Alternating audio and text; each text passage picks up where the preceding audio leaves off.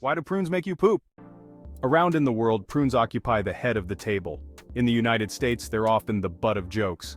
The shiny, sweet, dried fruits are both exploited and ridiculed for their laxative properties. But do they really make you poop?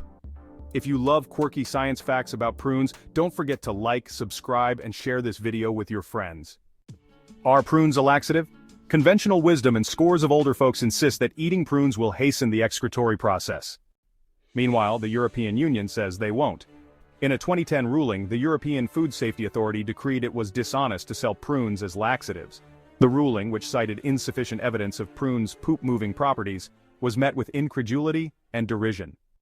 One miffed parliamentarian challenged the ruling. "Most of our constituents do not require a scientific test," Sir Graham Watson said. Watson then challenged the Commissioner of Health and Consumer Policy to a prune-eating contest, inviting the man to, see for himself. There actually is a good amount of scientific evidence to prove the power of prunes. On his compound chemistry blog, chemist Andy Brunning noted that studies in 2008 and 2011 concluded that prunes do indeed make effective laxatives. Why do prunes make people poop? Like many fruits, prunes are high in insoluble fiber, which adds bulk to food in the process of digestion, while also helping it pass through the system faster.